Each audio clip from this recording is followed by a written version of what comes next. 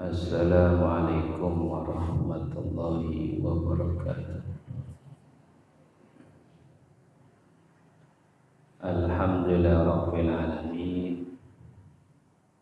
Wassalatu wassalamu ala nabiyyina Muhammadin wa ala alihi wa ashabihi ajma'in, amma ba'du. Allahumma alimna ma jahilna wanfa'na bima 'allamtana wa zidna ilman nafi'an ya rabbal alamin. Bapak Ibu jamaah Masjid Al-Mu'minun yang mudah-mudahan dimuliakan oleh Allah Subhanahu wa taala. Alhamdulillah, pada kesempatan pagi hari ini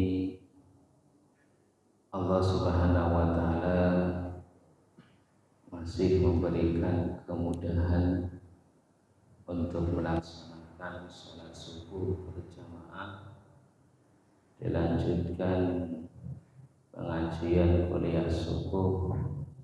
Mudah-mudahan Allah Subhanahu wa taala memberikan barokah ilmu yang bermanfaat dan keistiqomahan. Kita lanjutkan pembahasan hadis-hadis Riyadhus Shalihin. Kita sampai pada hadis yang ke-480. Naqala al-mu'allif rahimallahu ta'ala wa an Abdullah ibn Amr ibn al-As radhiyallahu anhuma qala marra alaina Rasulullah sallallahu alaihi wasallam wa nahnu nu'aliju khussan lana faqala ma hadha faqulna qad wahab fanahnu nuslihuhu faqala ma aral amra illa ajala min dhalika. Rawahu Abu Dawud wa Tirmidzi bi isnadil Bukhari wa Muslim. Wa qala Tirmidzi hadisun hasanun sahih. Hadis yang diriwayatkan dari sahabat Abdullah bin Amr ibn al-As. Beliau mengatakan suatu ketika Nabi Muhammad sallallahu alaihi wasallam melewati kami dan kami sedang memperbaiki rumah yang terbuat dari bambu. Jadi diceritakan oleh Abdullah bin Amr bin As ketika dia itu sedang memperbaiki rumah. Kalau rumah dulu itu pakai bambu atau batu. Nah, ketika memperbaiki rumah, kemudian lewat Nabi Muhammad sallallahu alaihi wasallam. Ketika Nabi lewat dan melihat, Nabi mengatakan, ma hadza, kenapa ini? Kemudian dijawab, qad waha, rumah ini sudah hampir roboh sehingga kami memperbaikinya. Jadi ketika Nabi melihat Amr bin As ini, sahabat Abdullah bin Amr bin As ini memperbaiki rumah yang hampir roboh, kata Nabi, kenapa ini rumah ini hampir roboh sehingga kami memperbaikinya. Kemudian dijawab oleh Nabi Muhammad sallallahu alaihi wasallam, ma aral amra illa ajala min dzalik.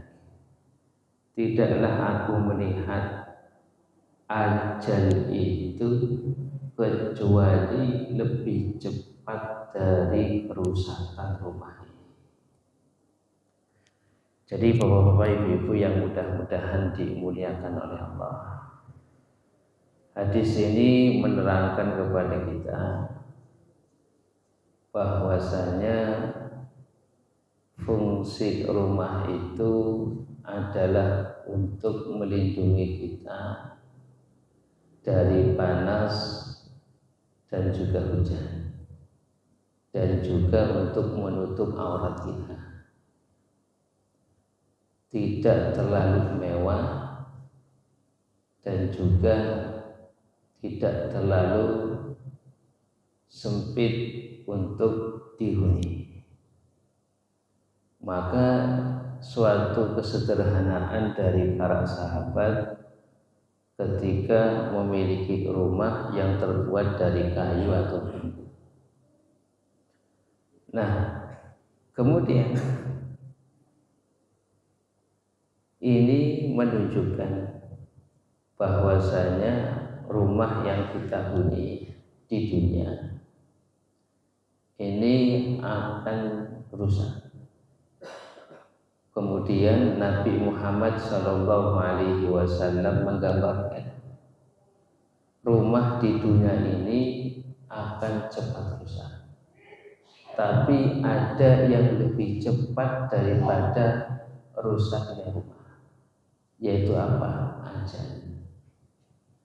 Ajal kita itu kata Nabi itu lebih cepat daripada rusaknya rumah. Maka hal ini menunjukkan bahwasanya rumah yang kita huni maka itu akan ada masanya rusak. Begitu juga dunia yang kita tinggali ini akan juga ada masanya rusak. Maka kata Nabi Muhammad SAW, ada yang lebih cepat daripada itu, yaitu apa? Ajal. Rusaknya rumah dengan ajal itu lebih cepat ajal. Kadang-kadang orang baru bangun rumah, setelah rumah itu selesai meninggal. Ada yang demikian.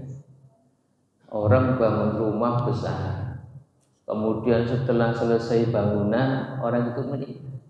Rumahnya belum rusak, tapi orangnya sudah meninggal. Makanya betul kata Nabi, ada yang lebih cepat daripada rusaknya rumah. Apa aja? Maka di dalam kehidupan nyata ada orang baru bangun rumah, setelah rumah itu selesai meninggal, padahal rumah itu belum baru rusak. Nah, maka Bapak Ibu yang mudah-mudahan dimuliakan oleh Allah Subhanahu wa taala, hadis ini menunjukkan bahwasanya rumah yang kita tinggali sekarang ada masanya akan rusak, dan dunia yang kita tempati sekarang ada masanya berakhir, dan berakhirnya kehidupan dunia ini yaitu ketika ajal kita itu sudah datang. Nah, kemudian Bapak Ibu yang mudah-mudahan dimuliakan oleh Allah Subhanahu wa taala, Nabi Muhammad SAW adalah seorang pemimpin. Seorang pemimpin yang mana beliau itu sering, kalau bahasa kita itu belusukan, sering mendatangi para sahabat. Untuk apa? Untuk mengetahui keadaan para sahabat.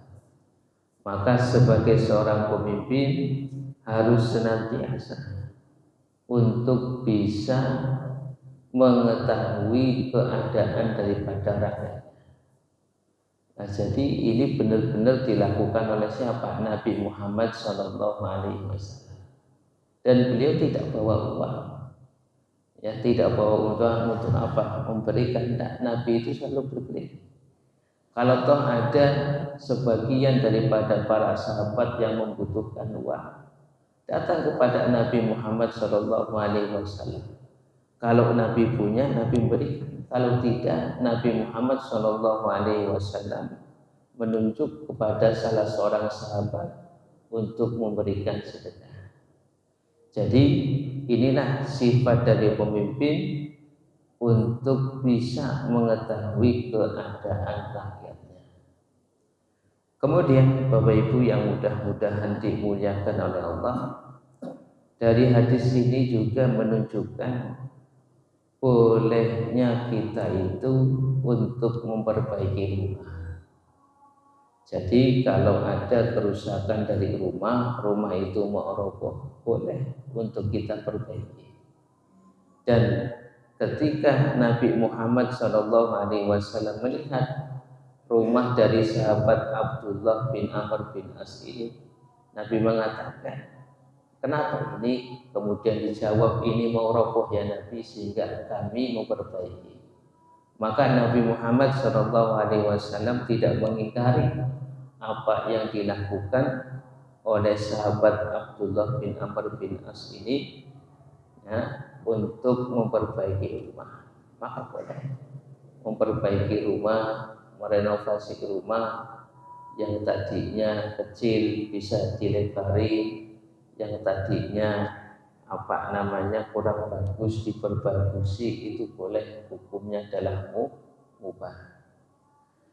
Kemudian Bapak Ibu yang mudah-mudahan dimuliakan oleh Allah Subhanahu wa ta'ala, hadis yang selanjutnya adalah wa an Ka'b bin Iyad radhiyallahu anhu qala sami'tu Rasulullah sallallahu alaihi wasallam yaqul inna likulli ummatin fitnatan wa fitnatu ummatil mal. Rawahu Tirmidzi wa qala hadisun hasanun sahih. Dari sahabat Ka'ab bin Iyad, dia menceritakan, sami'tu Rasulullah sallallahu alaihi wasallam yaqul, saya mendengar Rasulullah sallallahu alaihi wasallam bersabda, inna likulli ummatin fitnatan, sesungguhnya setiap umat itu ada fitnah. Wa fitnatu ummatil mal, dan fitnah umatku adalah harta. Yang disebut fitnah itu adalah imtihan, ujian, wahtibarun, dan cobaan. Cobaan itu bisa dengan sesuatu yang baik dan sesuatu yang susah atau tidak baik. Sesuatu yang baik itu contohnya apa? Harta. Sesuatu yang baik itu apa? Waktu luang. Sesuatu yang baik itu apa? Sehat. Jadi sehat juga ujian. Ya, kemudian sakit juga ujian. Kaya juga ujian, miskin juga ujian. Maka kadang orang ketika sakit diuji sakit bisa sabar, tapi ketika diuji sehat tidak sabar. Contohnya apa? Orang diuji sakit, sholatnya sregep, ibadahnya sregep, tapi ketika diuji sehat nggak sholat. Ya, itu kadang-kadang demikian. Kadang orang bisa tahan diuji sehat, tapi tidak tahan diuji sakit, tapi tidak tahan diuji sehat. Nah, kalau masa sakit ibadahnya luar biasa, tapi ketika sehat nggak sholat. Ada orang itu diuji miskin, dia kuat, tapi ketika diuji kekayaan dia tidak kuat. Ya, diuji miskin kuat, ibadahnya bisa dijaga, tapi ketika diuji kekayaan, ibadahnya itu tambah berkurang. Maka kata Nabi Muhammad SAW, setiap umat itu punya ujian masing-masing. Dan ujian umatku ini adalah harta. Harta itulah yang menjadi cobaan bagi umatnya Nabi Muhammad Sallallahu Alaihi Wasallam. Maka pada pembahasan yang terdahulu, Nabi Muhammad Sallallahu Alaihi Wasallam tidak mengkhawatirkan sahabat itu miskin, tidak mengkhawatirkan. Jadi Nabi itu tidak khawatir kalau para sahabat itu miskin. Kenapa? Kalau para sahabat itu miskin, ibadahnya itu masih terjaga. Tapi yang dikhawatirkan oleh Nabi Muhammad Shallallahu Alaihi Wasallam ketika diuji dengan kekayaan, sehingga ibadahnya tambah berkurang, sehingga mereka itu lalai dari Allah, kemudian mereka itu saling berebut harta, kemudian terputuslah tali silaturahim dan persahabatan. Maka Nabi Muhammad Shallallahu Alaihi Wasallam mengingatkan, fitnahnya umatku adalah harta. Maka Bapak Ibu yang mudah-mudahan dimuliakan oleh Allah Subhanahu wa Ta'ala, maka ujian yang diberikan oleh Allah kepada umat Nabi Muhammad Shallallahu Alaihi Wasallam berupa harta ini menunjukkan bahwasanya Allah Subhanahu wa Ta'ala itu betul-betul mencoba seorang mukmin dengan hartanya supaya terlihat apakah dia itu betul-betul di dalam ibadahnya atau tidak. Kadang-kadang ketika seseorang itu diuji dengan kemiskinan, masih bisa datang kepada kerabatnya, masih bisa datang kepada saudara-saudaranya, masih bisa datang ke masjid. Tetapi ketika diuji dengan harta yang banyak, sudah mulai jarang ke masjid, jarang ke tempat kerabat, jarang ke tempat saudara. Bahkan ketika diuji dengan kekayaan, itu sudah lalai dengan apa? Dengan Allah Subhanahu wa Ta'ala. Maka Bapak Ibu yang mudah-mudahan dimuliakan oleh Allah Subhanahu wa Ta'ala, sebagaimana yang dikatakan oleh para ulama, manusia itu difitrahkan mencintai harta. Maka Allah Subhanahu wa Ta'ala mengatakan, wa tuhibbunal mala hubban jamma. Kalian itu mencintai harta hubban jamma, dengan kecintaan yang sangat. Ini menunjukkan manusia itu difitrahkan mencintai harta. Nah, kemudian ketika diuji oleh Allah Subhanahu wa Ta'ala kecintaan terhadap harta, maka ada manusia yang bisa lulus. Diuji dengan harta, maka dia banyak sedekahnya, tambah banyak ibadahnya, tambah dekat dengan keluarga, tambah dekat dengan kerabat. Ini yang lulus. Yang tidak lulus, diuji dengan harta, sudah jarang ke masjid, sudah jarang bersilaturahim, sudah jarang beribadah. Ini yang tidak lulus. Nah, makanya Ibnu Taimiyah rahimahullahu ta'ala itu mengatakan, summa yanbaghi lahu an ya'khudhal mala bi sakhawati nafsi liyubarika lahu fihi. Kata Ibnu Taimiyah, ketika orang itu diuji dengan harta, maka hendaklah dia itu mengambil harta itu dengan sikap dermawan, sehingga Allah Subhanahu wa Ta'ala memberikan keberkahan kepadanya. Kalau hartanya berkah, nah dengan sifat dermawan, maka ibadahnya masih bisa terjaga, ibadahnya masih bisa dilakukan, kerabat saudaranya masih bisa dikunjungi. Akan tetapi kalau mengambil harta itu bukan dengan sifat dermawan, maka yang ada adalah apa? Kelalaian kepada Allah Subhanahu wa Ta'ala. Maka ini bentuk ujian. Kadang ada orang diuji kemiskinan bisa lulus, akan tetapi ketika diuji dengan kekayaan harta, maka dia tidak lulus.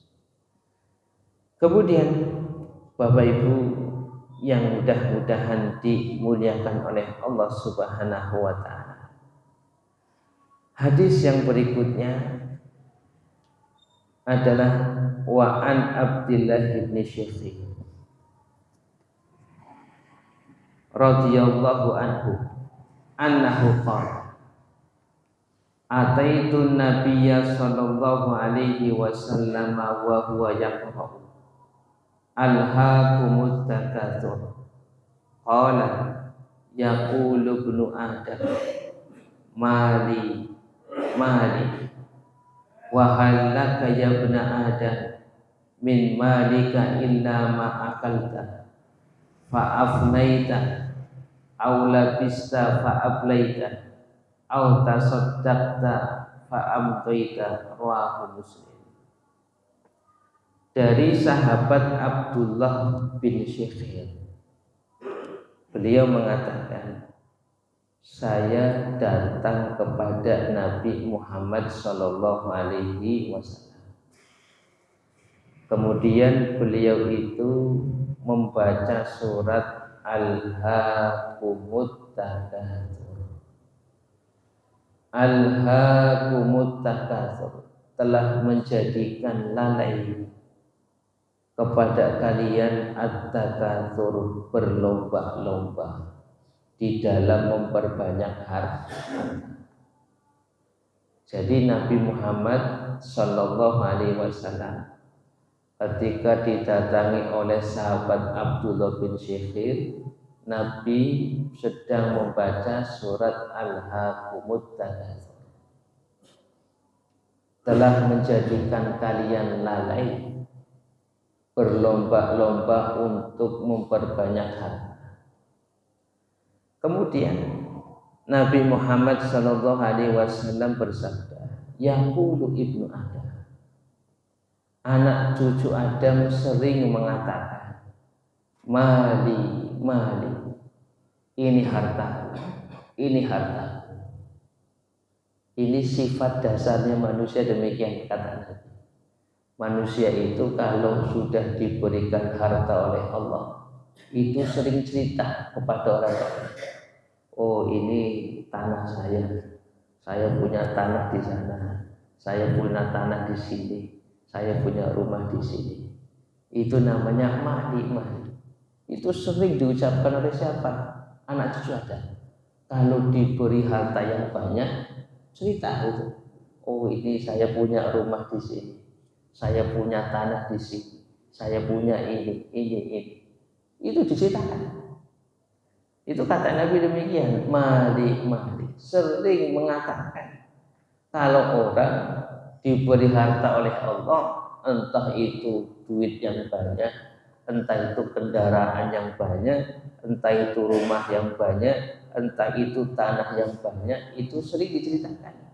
Oh, tanah yang di sana itu punya saya loh. Oh, kebun yang di sana itu punya saya. Oh, rumah yang di sana itu punya saya. Oh, rumah yang di situ itu punya saya. Semuanya diceritakan hartanya. Itu sifat dasar manusia demikian. Ya. Jadi kalau punya itu sudah diceritakan semuanya. Oh, tanah saya di sana. Oh, sawah saya di sana. Diceritakan. Makanya kata Nabi, mali itu sifatnya manusia. Manusia kalau punya harta itu diceritakan. Ini harta saya, ini harta saya.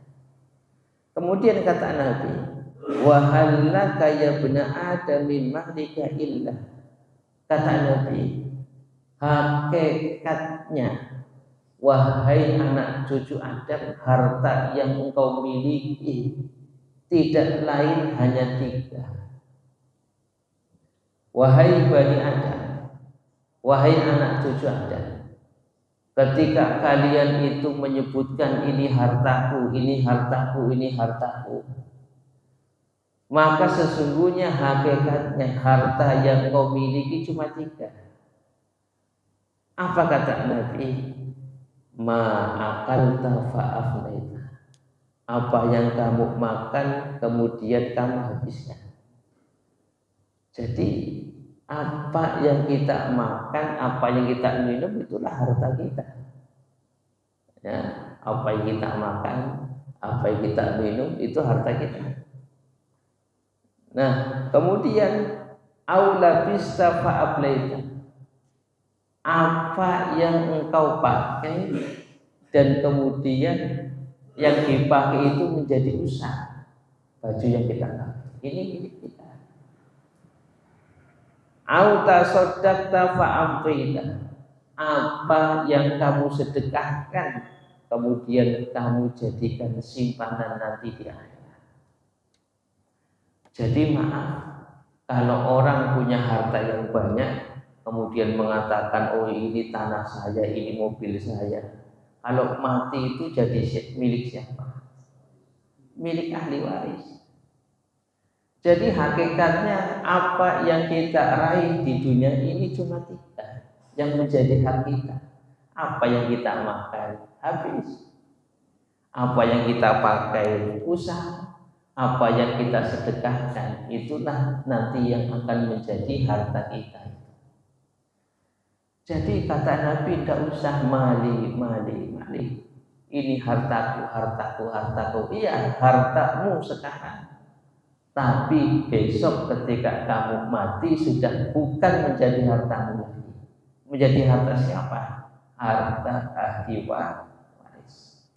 Makanya kalau orang sekaya apapun itu hanya tiga yang sesungguhnya. Apa yang dia makan, apa yang dia pakai, dan apa yang dia sedekahkan untuk simpanan di akhirat, itu tahu. Nah, maka kekayaan yang ada sekarang sudah nantinya bukan hartanya lagi ketika dia sudah meninggal. Nah, makanya kata Nabi, alhaakumut takasur, telah melalaikan kepada kalian berlomba-lomba di dalam memperbanyak harta. Padahal sesungguhnya harta yang kita miliki cuma tiga. Apa yang kita makan, apa yang kita pakai, apa yang kita sedekahkan, itu tahu. Dan yang lainnya itu akan menjadi ahli waris. Nah, maka Bapak Ibu yang mudah-mudahan dimuliakan oleh Allah Subhanahu wa Ta'ala, hadis ini menunjukkan bahwasanya apa yang di tangan manusia akan menjadi habis. Akan tetapi yang disimpan di sisi Allah itulah yang akan kekal. Maka sekaya apapun kita harus berusaha untuk menyimpannya di sisi Allah Subhanahu wa Ta'ala.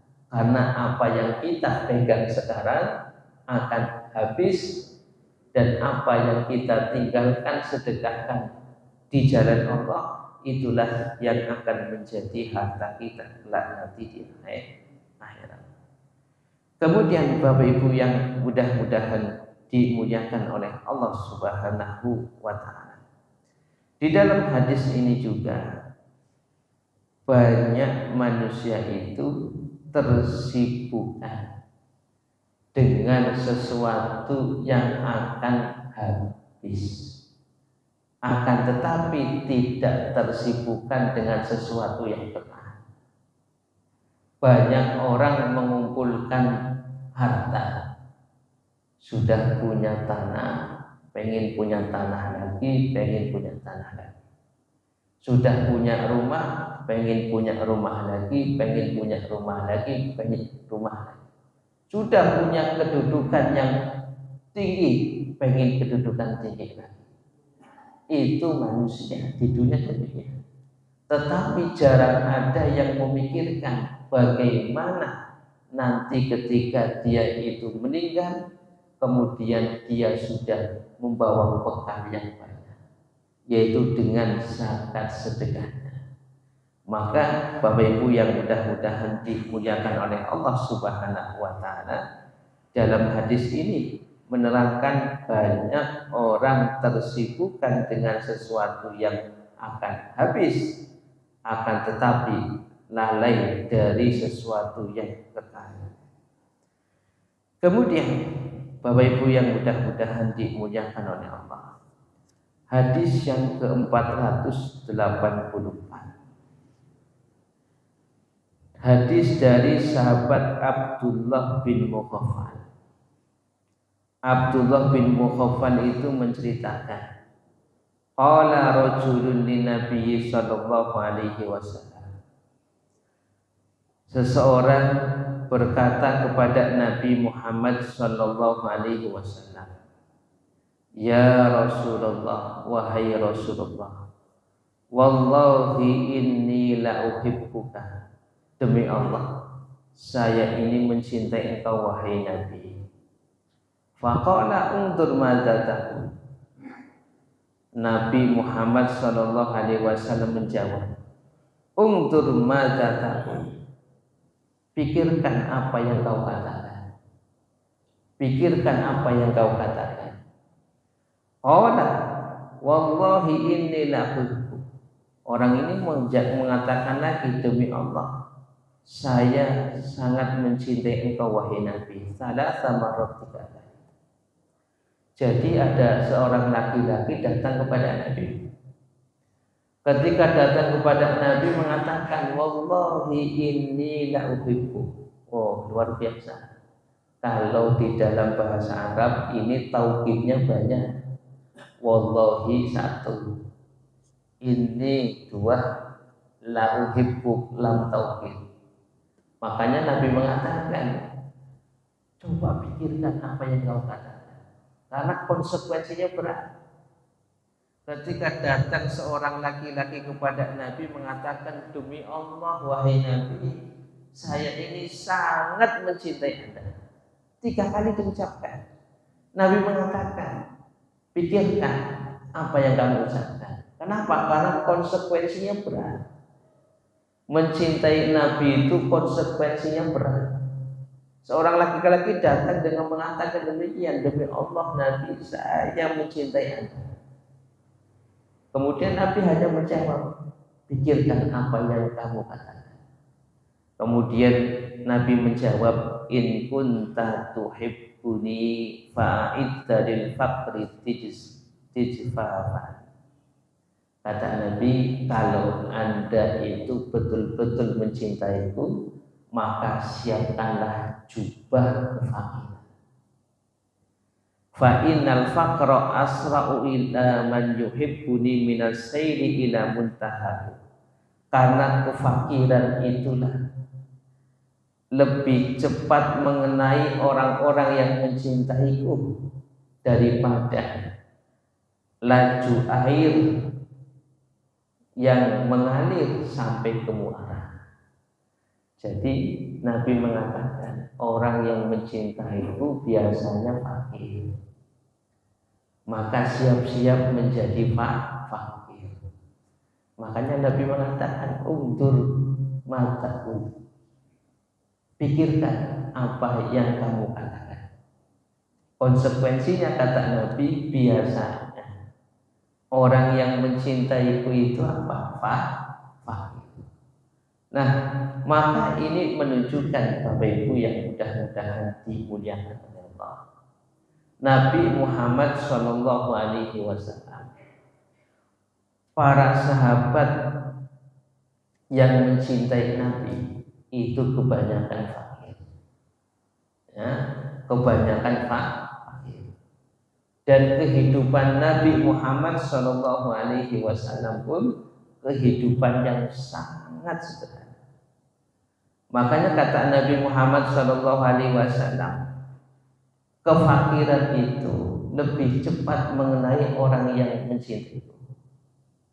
Makanya kemarin sudah kita bahas seperti sahabat Mus'ab bin Umair, bagaimana meninggalkan kekayaan mengikuti Nabi Muhammad SAW dalam keadaan apa? Begitu juga sahabat Abu Hurairah yang mengikuti Nabi Muhammad SAW lebih memilih pagi. Nah, meskipun demikian, bukan berarti bahwasanya setiap orang yang mencintai Nabi itu pasti fakir, tidak. Hanya menunjukkan bahwasanya biasanya orang yang ikut bersama Nabi, cinta kepada Nabi itu diuji dengan kefakiran. Maka kata Nabi Shallallahu Alaihi Wasallam kepada laki-laki ini, kalau engkau mencintai aku, maka siap-siaplah memakai jubah kefakiran. Ini mengandung maksud bahwasanya ketika seseorang mencintai Nabi, maka harus siap untuk bisa hidup lebih sederhana dan juga lebih siap hidup untuk miskin. Nah, Bapak Ibu yang mudah-mudahan dimuliakan oleh Allah Subhanahu wa taala. Hadis yang berikutnya, hadis ke-485. Ini ada sifat yang memang bisa menghancurkan seseorang, yaitu sifat tamaknya seseorang kepada harta dan kedudukan. Wa an Ka'ab ibni Malik radhiyallahu anhu qala Rasulullah sallallahu alaihi wasallam, ma dhibani ja'iani ursila fi ghanam fi afsada laha min hirsil mar'i 'alal mali wasyarafi li dinihi.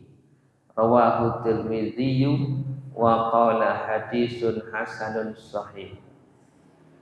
Dari sahabat Ka'ab bin Malik, dia mengatakan, telah bersabda Rasulullah sallallahu alaihi wasallam, tidaklah ada dua serigala jai'ani yang lapar ursila dilepaskan fi ghanamin di sekumpulan kambing, itu lebih merusak min hirsil mar'i daripada ketamakan seseorang alal mali terhadap harta wasyarafi dan kedudukan lidinihi terhadap agamanya. Coba bayangkan, ada dua serigala yang sedang lapar, kemudian dua serigala ini dilepaskan kepada sekelompok kambing. Itu kira-kira kambing yang dimakan itu banyak atau sedikit? Ya, serigala lagi lapar. Ketika lapar dilepas kepada sekumpulan kambing, kira-kira banyak yang dimakan atau tidak? Banyak yang dimakan. Merusak atau tidak? Merusak. Maka dua serigala yang dilepaskan dalam keadaan lapar ke sekumpulan kambing itu lebih berbahaya. Akan tetapi ada yang lebih merusak, ada yang lebih berbahaya. Apa? Yaitu ketika seseorang tamak kepada harta dan tamak kepada kedudukan, itu lebih berbahaya terhadap agama. Jadi Bapak Ibu yang mudah-mudahan dimuliakan oleh Allah, tamak terhadap harta, tamak terhadap kedudukan, itulah yang menghancurkan agama seseorang. Orang kalau sudah tamak terhadap harta, itu tidak memandang halal haram. Orang kalau sudah tamak kepada kedudukan, itu tidak memandang halal haram. Yang penting jadi. Yang penting menduduki suatu jabatan. Entah itu dengan cara yang halal, entah itu dengan cara yang haram. Ini bahaya. Nah, ketika sudah menjabat kepada suatu jabatan tertentu, itu tidak bisa jaga agamanya. Apalagi ketika sudah diiringi dengan tamak terhadap harta. Maka digambarkan oleh Nabi, orang kalau sudah tamak terhadap harta, tamak kepada kedudukan, lebih berbahaya terhadap agamanya daripada ada dua serigala yang dilepas di dalam sekawanan sekelompok kambing. Nah, Bapak Ibu yang mudah-mudahan dimuliakan oleh Allah Subhanahu wa taala. Maka ini penyakitnya orang. Agama ini bisa rusak gara-gara tamaknya seseorang terhadap harta. Yang lebih berbahaya lagi kalau agama ini dijual untuk mendapatkan harta dan mendapatkan kedudukan. Nah, kemudian Bapak Ibu yang mudah-mudahan dimuliakan oleh Allah Subhanahu wa taala. Maka obat dari tamak itu satu. Apa? Ini penyebab orang itu tamak terhadap harta. Penyebab orang itu tamak kepada kedudukan karena tidak punya rasa qanaah. Qanaah itu artinya apa? Menerima apa saja yang diberikan oleh Allah. Kalau sudah tidak punya qanaah, itu akan tamak. Maka obat dari tamak itu adalah apa? Ya, qanaah. Maka kata Nabi Muhammad SAW, kalau Bani Adam punya satu lembah harta, maka dia akan minta satu lembah harta. Kalau sudah punya 2 lembah harta, pengen punya 3 lembah harta. Sampai kapan? Sampai mulutnya itu ditutup dengan tanah. Artinya apa? Mati. Nah, makanya kalau orang tamak, ya, 1 tidak cukup, 2 tidak cukup, 3 tidak cukup, sampai 5 pun tidak cukup. Kapan cukupnya? Kalau sudah disumpel dengan tanah. Maka obatnya tamak adalah menerima apa yang ada sekarang, disyukuri apa yang ada sekarang. Nah, itu ya, jadi ini lebih berbahaya terhadap agama seseorang. Hati-hati kalau sudah tamak terhadap harta, sudah tamak kepada kedudukan, itu akan merusak agama. Nah, itu saja yang bisa saya sampaikan.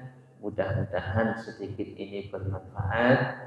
Saya akhiri, subhanakallahumma wa bihamdika asyhadu an la ilaha illa anta astaghfiruka wa atubu ilaik. Assalamualaikum warahmatullahi wabarakatuh.